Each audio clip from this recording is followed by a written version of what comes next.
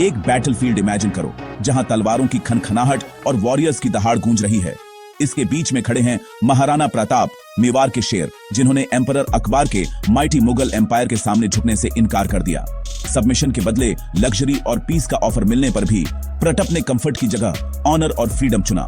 जहां बाकी राजपूत किंग्स ने सरेंडर कर दिया, वहीं वो अकेले खड़े रहे एक माउंटेन की तरह स्टॉर्म के सामने। प्रताप के लिए ट्रू डिफीट लड़ाई की इच्छा खोना था, न कि बैटल हारना। उनका डिफायंस रेजिस्टेंस का सिंबल बन गया, जिसने जनरेशंस को इंस्पायर किया।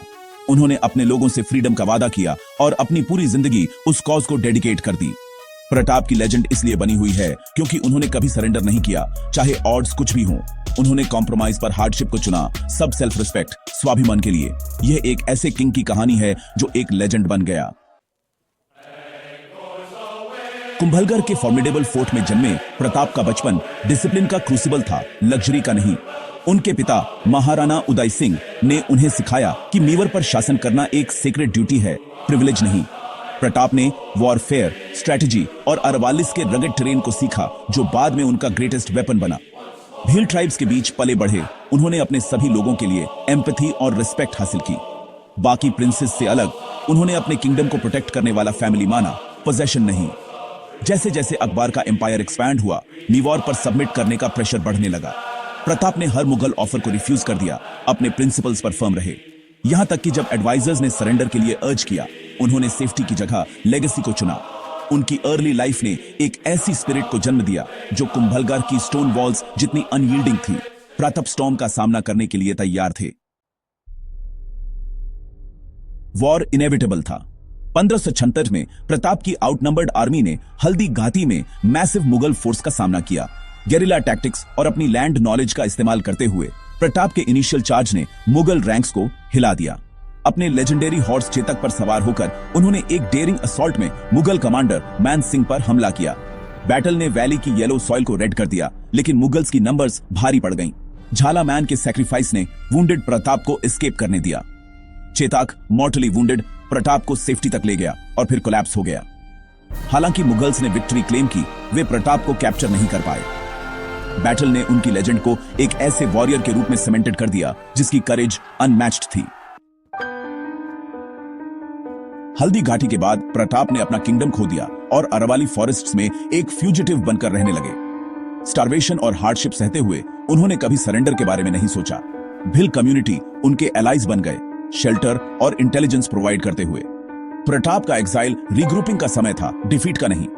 यहां तक कि जब उनका फैमिली सफर कर रहा था, उन्होंने सबमिट करने से इनकार कर दिया, अपने लोगों की लॉयल्टी से इंस्पायर होकर। जब डाउट आया तो एक कोर्ट पोएट के शब्दों ने उनके रिजॉल्व को फिर से जगाया। प्रताप की अपने लोगों के सफरिंग को शेयर करने की विलिंगनेस ने एक अनब्रेकेबल बॉन्ड बनाया। उनकी ट्रू पावर उनके सब्जेक्ट्स के लव और रिस्पेक्ट में थी। एग्जाइल में भी वह स्पिरिट से किंग ही रहे। उनके स्ट्रगल ने साबित किया कि एक ट्रू किंग का क्राउन अर्न्ड होता है, पहना नहीं जाता। जब होप खोने लगी थी, प्रताप के लॉयल मिनिस्टर भामाशाह एक फॉर्चून के साथ आए जो सालों तक एक आर्मी को फंड करने के लिए काफी था। इस सेल्फलेस एक्ट ने रेजिस्टेंस को रिवाइव किया, जिससे प्रताप अपनी फोर्सेस को रीबिल्ड कर पाए। भामाशाह की डिवोशन से इंस्पायर होकर वॉरियर्स उनके बैनर के नीचे आ गए। भिल ट्राइब्स, टेरेन के मास्टर्स उनकी गेरिला आर्मी की बैकबोन बन गए। उनके रेड्स और इंटेलिजेंस ने मुगल सप्लाई लाइंस को क्रिपल कर दिया। रिन्यूड स्ट्रेंथ के साथ प्रताप ने मेवाड़ को रिक्लेम करने के लिए एक कैंपेन लॉन्च किया। उनकी ग्रेटेस्ट विक्ट्री डीवेर में हुई, जहां उन्होंने मुगल्स को डेसासवेली डिफीट किया। भामाशाह की वेल्थ, भिल लॉयल्टी और प्रताप की विल के कॉम्बिनेशन ने टाइड को पलट दिया। प्रताप अब फ्यूजिटिव नहीं थे, वह एक लिबरेटर थे। मेवाड़ के लिए लड़ाई फिर से शुरू हो गई। प्रताप की लेगेसी सिर्फ बैटल्स में नहीं है, बल्कि उस स्पिरिट में है जिससे उन्होंने लड़ाई लड़ी।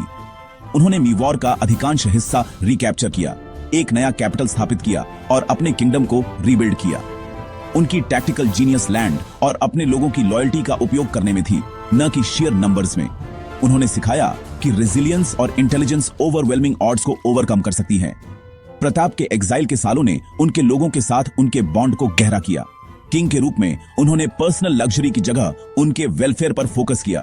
उन्होंने राजपूत्स और भिल्स को यूनाइट किया, इंक्लूसिविटी के माध्यम से ट्रू लीडरशिप दिखाया। यहां तक कि अपनी डेथबेड पर भी उन्होंने अपने नोबल्स से कभी सबमिट न करने का आग्रह किया। प्रताप ने ह्यूमिलिटी में अपनी जान दी, लेकिन फ्रीडम और सेल्फ रिस्पेक्ट की लेगेसी छोड़ गए। वह एक इटर्नल आइडिया बने हुए हैं।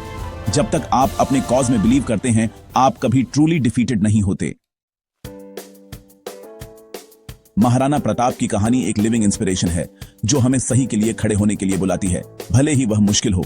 उन्होंने कंफर्ट पर ऑनर को चुना और सरेंडर पर रेजिलियंस को। हम सभी अपनी हल्दी घाटी मोमेंट्स का सामना करते हैं, ऐसे समय जब हार मान लेना आसान लगता है। प्रताप का उदाहरण हमें डिफीट के बाद उठने की याद दिलाता है, अपने अलाइज से स्ट्रेंथ लेते हुए। उनकी करेज ने जनरेशंस के फ्रीडम फाइटर्स को इंस्पायर किया और एक नेशनल सिंबल बन गई। एक व्यक्ति का रिजॉल्व एक एम्पायर को चैलेंज कर सकता है और हिस्ट्री को बदल सकता है। उनकी कहानी हमारे दिलों में करेज जगाए। आप कौन सी बैटल्स लड़ रहे हैं? अपनी रेजिलियंस की कहानियां नीचे शेयर करें। आइए महाराणा प्रताप की फ्लेम को अपनी जिंदगी में करेज सेलिब्रेट करके अलाइव रखें।